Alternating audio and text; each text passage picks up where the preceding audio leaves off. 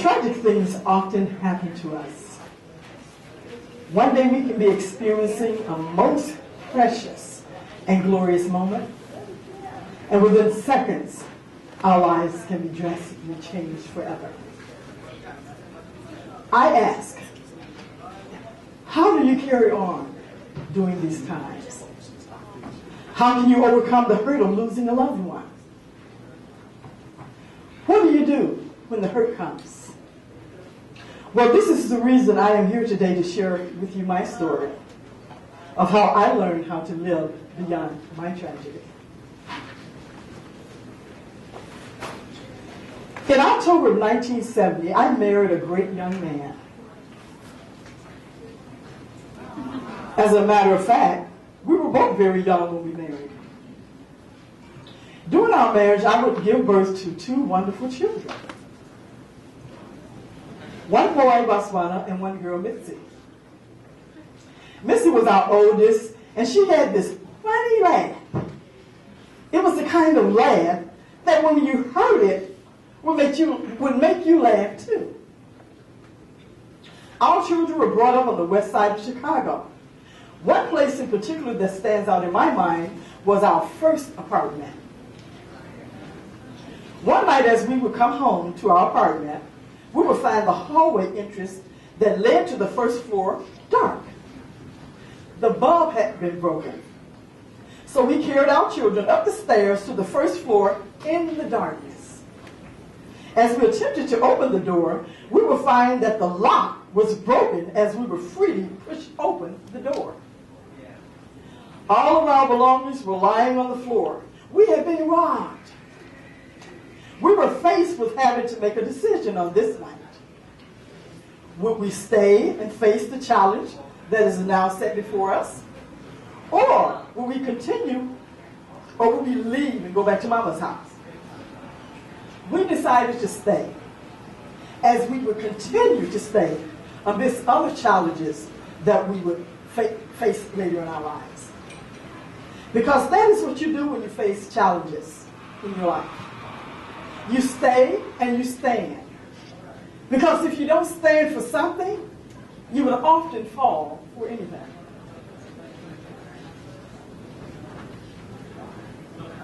My husband and I would later move to the North Austin area of Chicago. Living here was much better for us. By this time, my kids had started school, and my husband and I would become very active parents. We were volunteering our time in the classroom, selling taffy apples and other things that what active parents often do. There were many times and days and nights of busy schedules. Once my children had both graduated high school, my son went off to pursue his career, and my daughter would go join the military branch of the Navy. My husband and I were now able to enjoy our lives as free parents, with our children now all grown up. So we moved to the suburbs of Palos Hills, just he and I. I was working, he was working. We were coming home to sharing daily conversations with each other. Just the two of us. We have moved into a residence that allotted us lots and lots of living space. We were actually dating again. We had been living in the house for about a year or so before I would receive a call from my daughter asking me if she could come and stay with us for a while.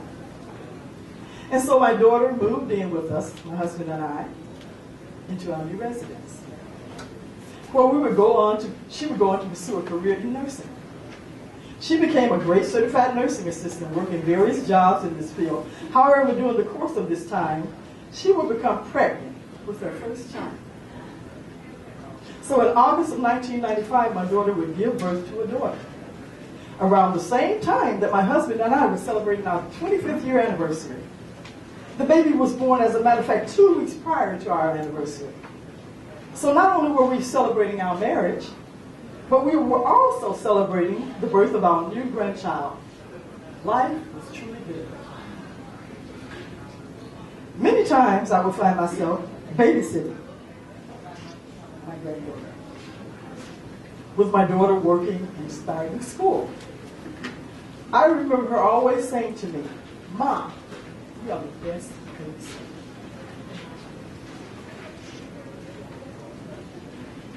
She knew how I valued being a grandmother, because I would often say that whenever I would become a grandmother, I would be the best grandmother.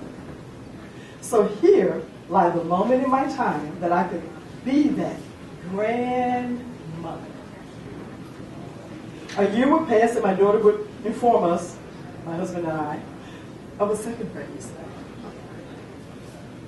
when her daughter was only 1. And though my husband and I had always looked forward to her being married first, she would tell us that her relationship had proven to be stressful. So we accepted this pregnancy with open arms as well. We looked forward to the birth of our second grandchild, being born of our daughter, a child that would laugh out loud, much like she did.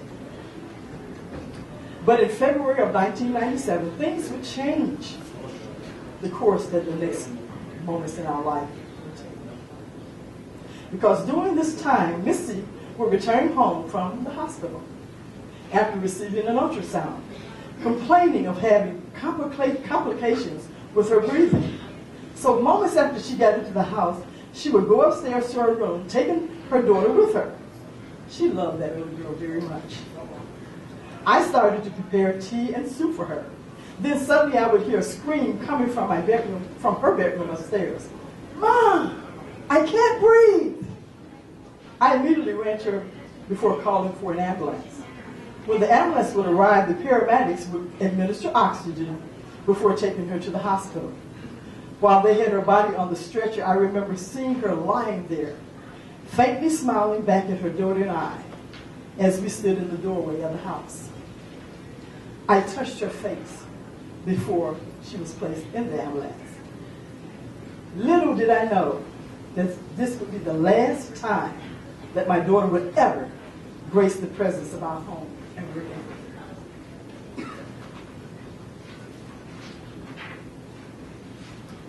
Once we arrived at the hospital, my husband and I would stay for hours before coming home, only to return the next day to more gruesome reports of her condition. The doctor decided that they would induce her labor and take the baby, though my daughter was only 7 months pregnant. This, they said, would make it easier on her breathing. So on February the 24th, my daughter would give birth to a 2-pound, 13.5-ounce baby boy. Once the baby had been delivered, I would rush to the recovery room to see her, being overjoyed that she had given birth to a son. However, as I would arrive there, I would see several doctors standing around her bed, waving to me to go back, go back. My heart seemingly fell into my stomach. We would remain at the hospital for hours before finally going home at the doctor's request. Our bodies felt drained and in need of much rest. But even after getting home, I remember my husband and I were sleeping shifts. I would awake to see my husband on his knees praying while shedding tears in his hands. Then while I would sleep, I would awake to the phone ringing. And when I would answer, the voice on the other end of the phone would convey to me these words: "Get to the hospital as quick as possible. Your daughter's condition is deteriorating." We arrived at the hospital only to see her body lying there upon her bed, motionless. It appeared that she was just sleeping. The laughter that I would often remember her by had been reduced to just a simple smile upon her face. But it was a beautiful smile that I would always remember, because I could still hear that crazy laugh that she would give. The ride home from the hospital was stressful for my husband and I, as the quietness would fill the space of the car. We were both saddened and devastated by her death. But something happened as we were sitting at the stoplight. We would experience this sudden breath of fresh air flowing through the window with a sweet smelling aroma that would also fill the space of the vehicle. We both looked at each other and agreed that this was the spirit of our daughter visiting with us on the last time, allaying our last goodbye. By the time my husband and I had become committed to raising our daughter's two children, we wanted to give them the life that we knew that she would have given them if she had lived. We also were committed to raising them to experience having two parents. The things that came along with the commitment was not easy for us. After all, we were becoming new parents again after all of these years. Her son was born a preemie. Therefore, he had to spend time in the hospital after his birth. It was about a month before he came home to live with us. I would visit him often when he was in the hospital, watching this little face starting at me, which showed through the incubator. I was shaking in my boots every time that I would visit him. The nurses that was training me for my sessions would teach me in class by telling me, if he turns blue, do this. And if he turns red, do that. I was terrified to death. Not of the baby, but of myself.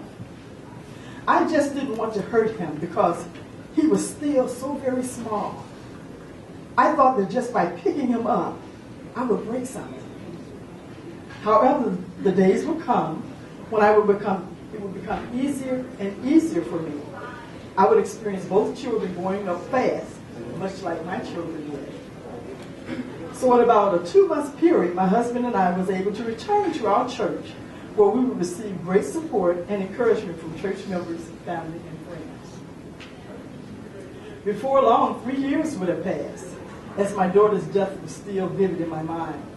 I would often wonder why her life had to end at such a young age, being that she was only 27 years old when she died. Then I began researching the Bible. I even started a Bible study in my home. This was an activity that I had always enjoyed. During the time that I was searching the scriptures, I found myself also writing poetry. Something else that I would also do and enjoy doing in my pastime. I had several poems published that I had written. The writings freed my spirit and gave me a sense of calm. I would go on to publish several other pieces of poetry and would aspire to produce an entire book of poetry to publish. My husband would become ordained as a deacon in our church, and as a result of this, he decided to pursue one of his long-time dreams to visit the motherland of Africa. So in 2002, he would visit Kenya, a place that he had longed to go for its beautiful landscapes and vast countryside of various safari animals. During the time that he traveled there, he had visited several churches as well, learning that most of them had only one Bible to a church. So on his return home, he would tell me of his journey and of the need of the Bibles in Kenya. We started a project in our church to collect Bibles for the churches of Kenya. We collected over 2,000 Bibles in this project through donations from people and churches who would support our cause. We both returned to Kenya to distribute the Bibles that we had collected and sent to Kenya. However, upon our arrival, we discovered that the Bibles had not yet arrived. So we asked our guide if he could take us to some orphan shelter that we could do some sort of missions work while we were there waiting on the Bibles. The first shelter home that he took us to was located in Ngo Hills. This facility was ran by a lady named Mary. Mrs. Mary, as I would call her, showed us around this facility that was overcrowded. The space in the facility that only had ample enough space for 60 to 90 children was filled to its capacity with 120 children. There were several bunk beds in a small space. Many of the children lacked the things that they needed. Some of them walked up on the ground wearing no shoes at all. The spaces that were to be for classroom space for the small children who did not attend secondary school were dark and muddy. They were mud floors. The water was scarce. There were not enough water for them to even wash their hair. Even the girls that had hair, couldn't wash their hair, so they had to cut it short so that it would prevent certain diseases of the scalp.